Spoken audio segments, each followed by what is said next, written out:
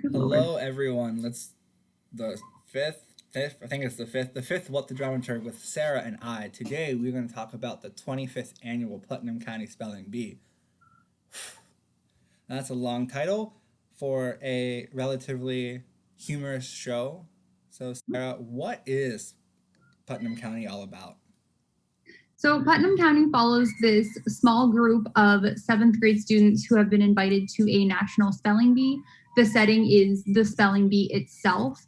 And so you see this group of students go through the contest. You also see them start to form friendships and almost like relationships with one another, kind of breaking through the competitiveness. And then we just follow it through until the end until someone wins.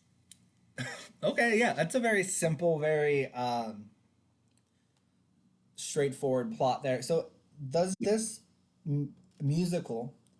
It's important to announce it's a musical. It is a musical. Is this musical? Does it have a large cast or a small cast?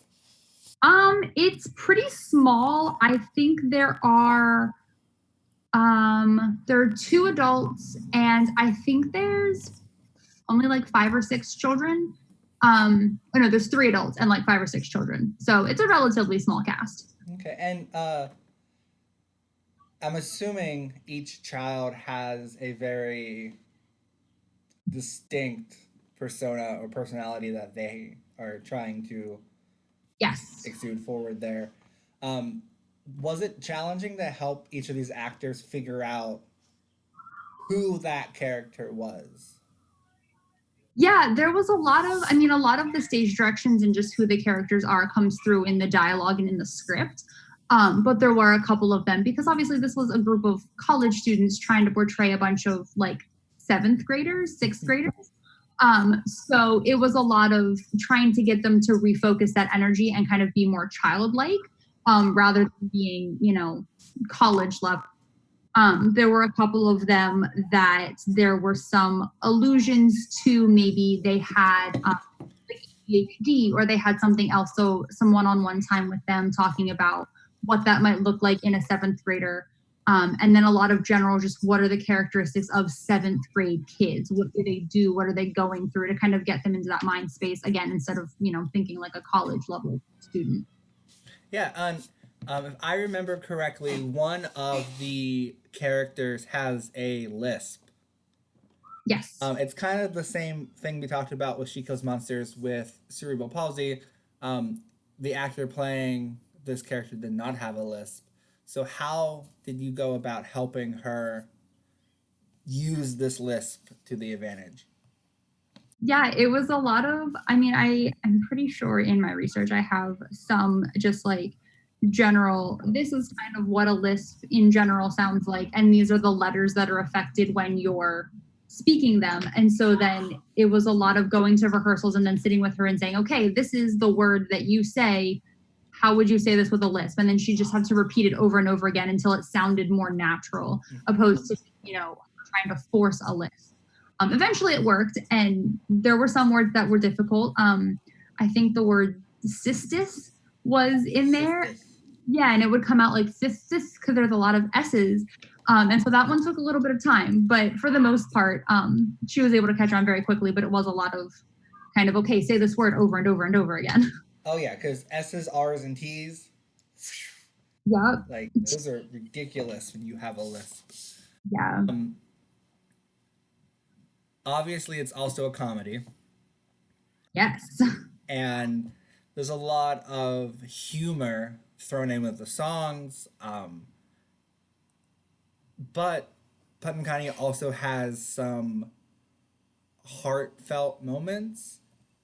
Yes. Can you talk about how heartfelt moments scattered into comedy can help with character development? Yeah, so having those more heartfelt moments lets you kind of see a little bit more with the character. So, specifically, one of the biggest heartfelt moments is Olive has this song where she's singing with her mom and dad, who are both kind of absent in her life. So, we see her as a student in the spelling bee. We see her kind of trying to interact with the other kids, and they're not really sure who she is, and she's kind of the weird kid. And then we have this gorgeous song with Olive and her parents, and they talk about how proud they are of her and how much they love her, but it just happens that they can't be there. So we get an idea of what it looks like for these characters outside of this being almost machine-like when it comes to terms of the actual spelling bee itself. Yeah, very good. So, what else did you do to help this production? My biggest contribution was the vocabulary. So making sure, so obviously this is a show centered entirely on a spelling bee. So making sure that all of the characters were able to say the words properly, um, especially the vice principal, because he's the one who gives the words to the students. So making sure they could say words like boanthropy and um, omphaloskepsis, and making sure they could say those and then repeat them back in a way that didn't sound like they were completely butchering it. And then with that kind of went along with, okay, making sure they understood what it was, because they did have to use it in a sentence. And although, you know, the sentence was given in the script, it was still important for them to understand the context that they were saying so that it sounded like a more natural kind of conversation. Um, that was probably my biggest contribution. Aside from that, I did do a lot of, like I said, talking about the psychology of sixth and seventh graders and kind of who they are. I did bring my children to rehearsals a couple of times. My oldest was between 10 and 11, so she really fit right into that. So she actually went up on stage, she engaged with the cast and actually talked to them about, like, this is what I'm doing as a fifth, sixth grader, you know, and got her involved. So they were able to kind of see that kind of energy that comes from a kid that age. So, yeah. So, beyond knowing how to say the words and memorizing the script, um, they obviously need to know how to spell the words. Yes. Yes. And you said some pretty big words there. And I Yes. know that beyond just regular script memorization, sometimes spellings of words can be more challenging to Yes. remember. Yeah. So, what are some memorization tricks that you might tell an actor trying to memorize how to spell those kind of things? They did a lot of the kind of the same things they did for line memorization. So they would do one word and then just say it over and over again. So one of the characters, one of his words was Hassenpfeffer, which is a like German stew that's made from rabbits. So that was one of his words, and he would repeatedly just say, "Okay, Hassenpfeffer," and then he would say Hasen, Hasen, Hasen, and then he would add on the last couple of letters. So a lot of them were doing that. A lot of them were fortunate that the words came in song, so they were able to kind of put them to lyrics a little bit more. But a lot of the times in rehearsals, they would just be kind of off to the side if they weren't on stage, just kind of going over them letter by letter repeatedly and repeating it over and over again. Which I think, especially for words like these, that's all they really can do is just kind of repeatedly spell them out loud, because there's some weird words in here. Definitely, sure. Um, I'm trying to think back to the show because is this spring of 2019? I believe so. I believe so too. 2019. Because I think it was the same time that I was working for Open Stage as a stage manager for kids you read about in textbooks. Because I Yes, I think so. rushed from tech rehearsal to go see the show, if I remember Yeah, correctly. I think so. Yes. It uh, Putnam County also has a aspect of audience interaction Yes, it does. that we don't see a lot in other musicals or plays.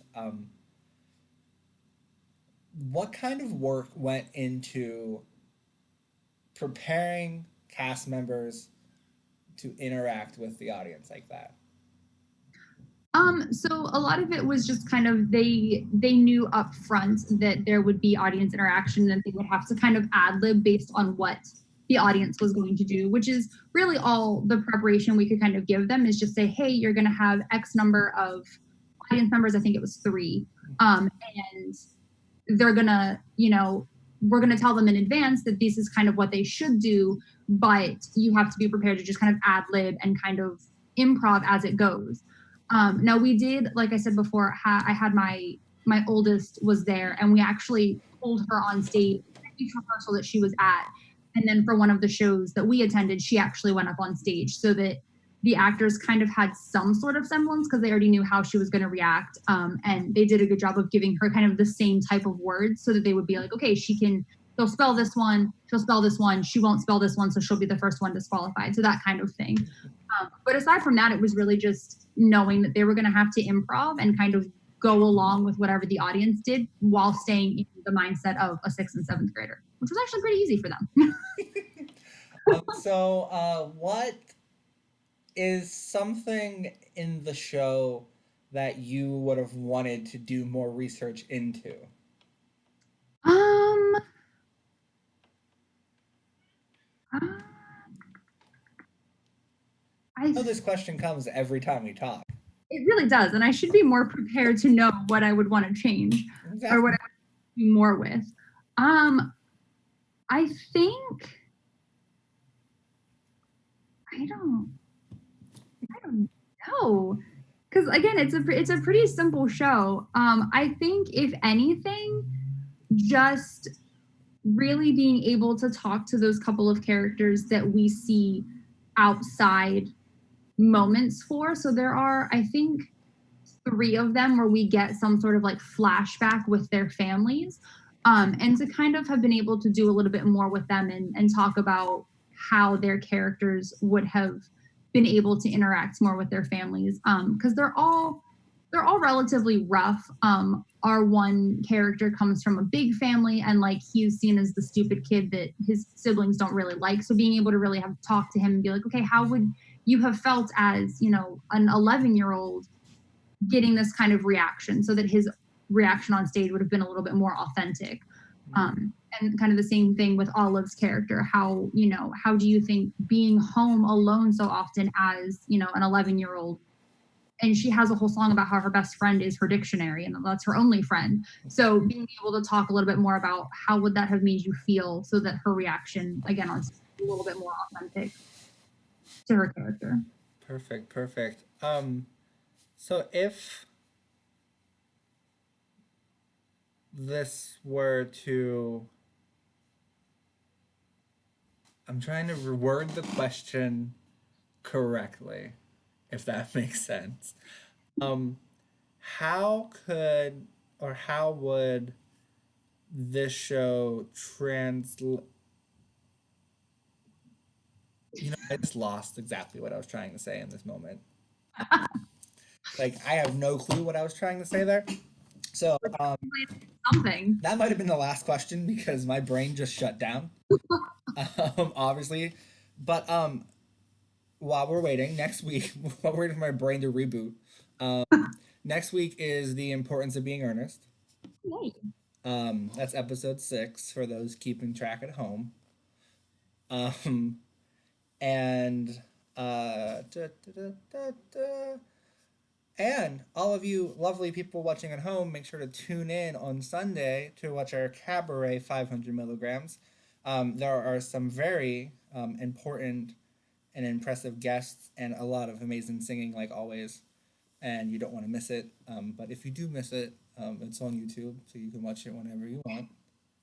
Uh, but if you want to have fun and interact with the staff while we're all watching, Sunday, 6 p.m., live on our YouTube channel, which is where you're watching these videos. So you already know how to find us. Look at that. But yeah, without further ado, that was our discussion on the 25th annual Putnam County Spelling Bee.